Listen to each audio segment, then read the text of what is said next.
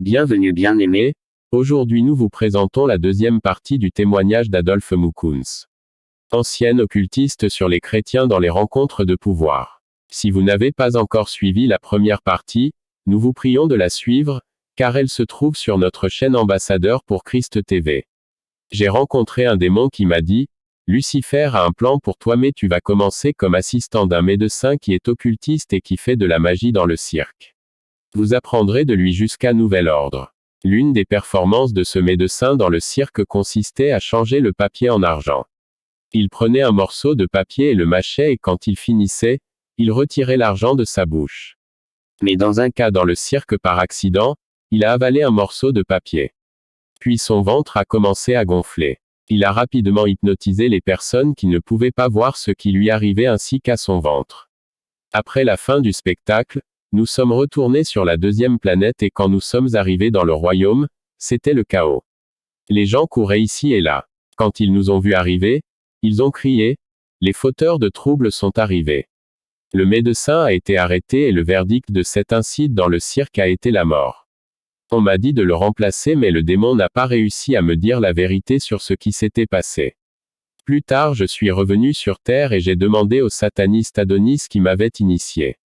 Il a dit que le médecin avait fait une erreur. C'était un accident. Par accident, il ne savait pas que le papier qu'il utilisait était celui du Nouveau Testament. Il l'a transformé en argent. C'est pourquoi il a fini par avoir des ennuis. Puis j'ai demandé ce qui était écrit sur ce papier. Le sataniste a refusé d'en parler en premier. Puis il a dit qu'il parlait de Jésus sauvant le monde. Bien-aimé, j'ai passé 20 ans dans le satanisme. Je cherchais des pouvoirs. J'étais à la recherche d'une superpuissance dans l'occultisme mais j'ai rencontré le nom de Jésus, la vraie superpuissance. J'ai vu le monde des ténèbres en ébullition simplement parce que le nom de Jésus était écrit dans cette feuille du Nouveau Testament.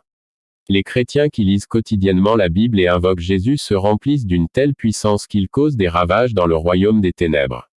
Un jour, un garçon devait sacrifier son père dans le royaume de Satan. Le père était pécheur. J'étais censé procéder à l'exécution. J'ai voyagé jusqu'à la rivière. J'ai vu l'homme dans son bateau pêcher. Le garçon avait déjà déterminé l'heure et la manière de la mort de son père qui était la noyade. Je suis venu déployer ou établir le champ de l'envoûtement. Une fois ce champ déployé, la victime pensera qu'elle va bien et que tout est normal mais en réalité, elle est déjà endormie, hypnotisée et neutralisée. En réalité, vous avez cessé de fonctionner ou d'opérer mais vous avez l'impression que tout se passe normalement alors que vous êtes déjà hypnotisé et neutralisé. Pour provoquer un accident d'avion ou un accident de voiture, on utilise ce champ. Les personnes dans le bus, la voiture ou l'avion auront l'impression que le bus ou l'avion est toujours en mouvement, mais en réalité, il s'est déjà arrêté. Ils ne le verront pas et ne l'éprouveront pas. C'est comme une machine à voyager dans le temps qui s'est arrêtée mais pour les victimes, le bus ou l'avion est toujours en mouvement. Ils sont déjà sous hypnose. J'ai donc déployé le champ envoûtant autour de ce bateau de pêcheur. L'homme pensait qu'il pêchait encore alors qu'il était déjà sous hypnose, neutralisé et endormi. J'ai renversé le bateau. Le pêcheur a été plongé dans la rivière et sous l'eau, il y avait des démons en position et attendant de le capturer. Ensuite, l'homme a été capturé par des démons sous l'eau, mais quelque chose d'inattendu s'est produit. Au moment où les démons ont posé leurs mains sur cet homme, il a crié le nom de Jésus. Bien-aimé, j'ai vu l'homme propulsé hors du fleuve jusqu'à la berge. J'ai été surpris, choqué et confus. Dans le royaume de Lucifer, si vous échouez à votre mission, c'est soit la mort, soit la folie, mais la faveur de Dieu était sur moi. Je suis retourné au royaume infernal pour rapporter ce qui venait de se passer. Quand je suis arrivé là-bas, il s'est passé quelque chose qui m'a ouvert les yeux. J'ai dit à Lucifer que l'homme était déjà plongé dans l'eau. Il était entre les mains de nos anges, puis il a crié le nom de Jésus. Bien-aimé, lorsque j'ai prononcé le nom de Jésus, Lucifer a été renversé de son trône par terre. Ce jour-là, j'ai vu à quel point Lucifer était faible face au nom de Jésus. Il était comme quelqu'un dépouillé de son pouvoir. Il était vraiment faible. C'est l'être qui secoue le sol quand il parle mais il ne pouvait pas porter le nom de Jésus. Le diable ne peut pas être autour du nom de Jésus. Je me sens toujours excité à la mention du nom de Jésus. Si seulement les chrétiens connaissaient le pouvoir de ce nom. En fait, Jésus combat pour nous dans des guerres invisibles alors que nous n'en sommes même pas conscients. Après cet incide sur la deuxième planète, On m'a dit de ne plus mentionner le nom de Jésus dans le royaume infernal et de ne plus le faire devant Lucifer. Maintenant, je devais enquêter sur les raisons de mon échec. J'ai dû établir qui est ce pécheur, quel est le pouvoir derrière lui, à quel ordre mystique il appartient afin que je puisse l'attaquer à nouveau. Bien-aimé, quand tu gagnes une bataille contre le royaume des ténèbres, ne pense pas que c'est fini et que tu peux te reposer. Les satanistes n'abandonnent pas lorsqu'ils échouent pour la première fois. Ils vont se regrouper et venir pour la deuxième fois pour contre-attaquer car le diable est toujours à la recherche de nouvelles stratégies et de nouvelles méthodes pour déjouer les chrétiens. Lorsque vous êtes la cible du diable, il n'abandonnera pas tant qu'il n'aura pas gagné. Si toutes les stratégies spirituelles échouent, il finira par faire une confrontation physique. Il peut même utiliser votre pasteur pour vous combattre et vous abattre. J'étais encore confus quant à ce qui s'était passé sur la deuxième planète.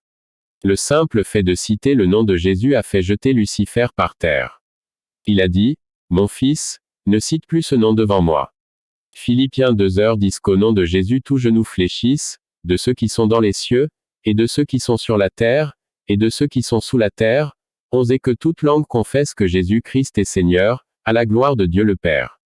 Après mon enquête, j'ai établi que le pécheur était un ancien de l'Église, un chrétien né de nouveau. Un jour, j'ai été chargé d'enquêter sur les raisons pour lesquelles la ligne de communication entre la deuxième planète ou le royaume de Lucifer et un comté de ma province n'était pas bonne. Chaque fois que les serviteurs de Lucifer étaient en communication, il y avait des interférences. Alors je suis allé enquêter sur l'ordre de Lucifer. Au départ, nous pensions qu'il s'agissait de problèmes d'infrastructure. Quand je suis arrivé dans ce comté, je suis allé voir le principal représentant de Lucifer. J'ai remarqué qu'il avait une cravate au cou qui l'empêchait de parler correctement. Puis j'ai voyagé dans le monde des sorcières dans le cadre de mon enquête. J'ai remarqué que toutes les sorcières de ce comté avaient les mêmes liens au cou qui étaient toujours sur elles. Plus tard, j'ai réuni les esprits errants de ce comté lors d'une réunion. Je leur ai posé des questions sur cette situation. Ensuite, ils m'ont dit qu'il y avait un chrétien né de nouveau qui est un chef de prière dans la 30e église communautaire pentecôtiste. Un jour, il dirigeait la prière et il a donné un point de prière et a dit, « Parce que les sorcières nous attaquent la nuit et nous étranglent, donc à partir d'aujourd'hui, nous ordonnons d'avoir des liens sur leur cou et de les étrangler. Ils auront du mal à parler. » Depuis ce jour, tous nos serviteurs ici dans ce pays ont du mal à parler. Ils sont tous étranglés par ces liens dans le cou. La Bible dit que Dieu est derrière les paroles de ses serviteurs le prophète pour les accomplir. Écoutez, la façon dont vous priez dépend de votre foi, cela se passera en conséquence. Ésaïe 44/26 qui confirme la parole de son serviteur, et exécute le conseil de ses messagers. Maintenant, ce chef de prière était le frère du principal représentant de Lucifer dans ce comté. Comme il n'y avait pas de solution à ce problème, je suis allé voir leur famille et je les ai réunis. Je leur ai dit, un membre de ma famille souffre du cou. Il ne peut pas parler correctement parce que quelqu'un dans la famille a dit de gros mots. C'est peut-être un sorcier. J'ai mentionné le nom de ce priant qui était présent à la réunion de famille. Je l'ai accusé d'être une sorcière. Il a nié cela. Après qu'il ait nié cela, j'ai dit à l'homme, tu as dit des mots négatifs qui affectent les gens. Alors le priant comme il était humble, il a dit, si j'ai dit des mots négatifs affectant les gens, je les rétracte. Au moment où le priant a annulé sa parole de condamnation contre nos serviteurs, nous avons saisi sa parole. En conséquence, les liens sur le cou de nos serviteurs, les satanistes et les sorcières ont été supprimés.